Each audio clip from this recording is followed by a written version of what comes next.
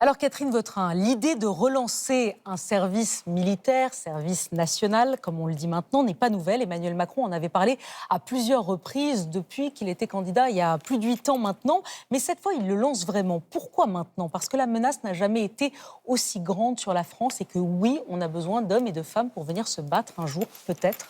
Alors vous avez raison, le président de la République l'avait d'ailleurs annoncé à ses vœux l'année dernière et avait dit « Je demande au ministre des Armées, je rends hommage à notre Premier ministre qui était le ministre des Armées, et au chef d'état-major des Armées de préparer pour l'automne. Nous sommes à l'automne, rendez-vous tenu. » Les objectifs sont pluriels. Le premier, c'est de renforcer le lien entre l'armée et la nation.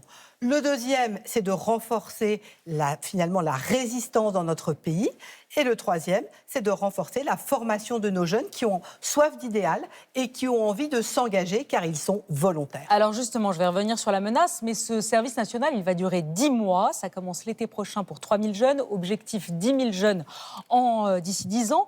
Comment, s'il y a des gens qui nous regardent, là, des jeunes de 17, 18 ou 19 ans qui nous regardent, ils veulent s'inscrire, qu'est-ce qu'ils doivent faire concrètement? Alors, ces jeunes qui ont 18 ans, pour faire leur service, qui sera donc un service national, qui, comme vous l'avez dit, commencera à l'automne prochain, donc nous serons très précisément septembre, octobre, novembre 26, jusqu'à l'été 27. Il va y avoir dans les jours qui viennent, en tout début d'année 26, une campagne de communication avec bien évidemment numéro vert, rendez-vous dans les centres d'information et de recrutement des armées qui leur permettront de déposer leur candidature parce que la particularité de ce service national, premièrement, on est volontaire, deuxièmement, on est sélectionné. C'est un point très important en fonction des aptitudes, de la motivation. Et troisièmement, on fera un service utile. En d'autres termes, on sera dans un premier temps formé pendant 1 mois et ensuite pendant 9 mois,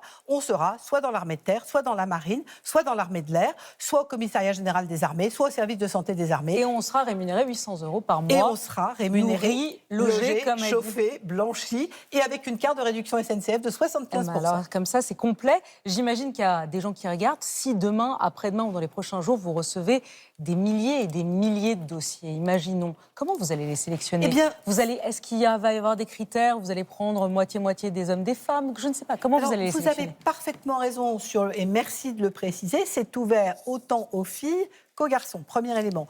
Deuxième élément, c'est l'entretien que feront ces jeunes qui permettra de mesurer l'aptitude, les motivations qui sont les leurs.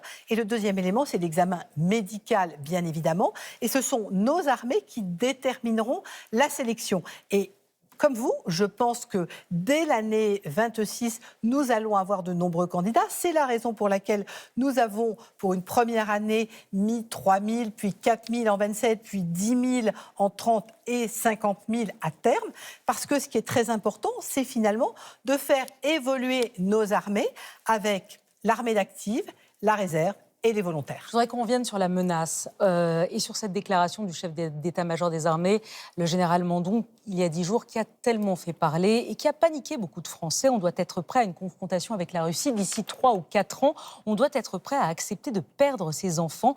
Il avait raison de le dire, c'est ça, dire la vérité aux Français, c'est ce qu'il a dit. Déjà, permettez-moi d'ajouter un point majeur sur le service national, c'est que le service national ne se déroule que sur le territoire national, l'Hexagone et Outre-mer. C'est un point absolument indispensable que chaque famille, que chaque candidat doit savoir, c'est exclusivement le territoire national. Premier élément. Deuxième élément, ce qui est important, c'est de savoir qu'il y a une menace. Nous avons perdu les dividendes de la paix. Nous devons donc être organisés pour effectivement organiser la défense de notre pays. La meilleure sécurité, c'est d'être prêt. Être prêt, c'est s'entraîner, c'est s'engager. Il faut se préparer à sacrifier nos enfants dans les prochaines années. Il faut se préparer à une confrontation. On ne pourra pas échapper à une confrontation avec la Russie d'ici 3 ou 4 ans. Votre homologue, le ministre allemand de la Défense, Boris Pistorius, a déclaré dans un journal allemand il y a 10 jours « Je ne sais pas si nous n'avons pas vécu notre dernier été en paix ». Alors moi, je ne suis pas dans cette logique de pronostic, je suis dans une logique d'anticipation. En d'autres termes, notre responsabilité, c'est de préparer notre pays. Notre sujet, et je le dis très clairement aux familles de France. Le sujet, c'est pas d'envoyer nos jeunes en Ukraine demain matin. Le président de la République l'a dit. Ça n'est pas le débat. En revanche, organiser notre pays pour faire face, c'est important et c'est le sens de notre démarche. Mais la menace, elle est sérieuse parce qu'on entend le général, on entend le ministre allemand. Elle est là, elle est sérieuse. Mais nous voyons l'actualité dans le monde et c'est la raison pour laquelle je redis que les dividendes de la paix, c'est terminé. Tous les pays ont fait le choix de se réarmer autour de nous. Et d'ailleurs, nous ne sommes pas les seuls à nous intéresser à un service volontaire. Les Belges y réfléchissent pour l'année prochaine. Vous venez de citer Boris Pistorius. Les Allemands sont dans la démarche. Tout le monde se réarme. C'est dire qu'il y a un vrai travail sur le sujet. Tout le monde se réarme. Et Vladimir Poutine a parlé aujourd'hui. Il a dit attaquer un pays de l'Union européenne, c'est ridicule. Vous le croyez ? Vous savez, moi, je ne suis pas ministre des Affaires étrangères, je ne ferai pas de commentaires sur ce que peut dire M. Poutine, mais en tout cas, ce qui est sûr, c'est qu'on ne va pas pour autant ne pas faire le travail qui est le nôtre, c'est-à-dire anticiper, nous préparer. C'est ça le sujet et c'est le sens de l'engagement aujourd'hui de l'ensemble de nos armées et c'est le sens de la loi de programmation militaire qui va faire l'objet d'une actualisation parce que nous avons besoin d'avoir une armée entraînée, équipée. Vous n'êtes pas ministre des Affaires étrangères, vous êtes ministre de la Défense et il y a une guerre en ce moment à nos portes. Quand Vladimir Poutine dit aujourd'hui, en pleine négociation sur ce plan de paix proposé par Donald Trump, si les Ukrainiens quittent les territoires occupés, nous cesserons les hostilités. S'ils ne partent pas, nous les chasserons par la force militaire. Est-ce que c'est une manière pour Vladimir Poutine de tuer le plan de paix de Trump ?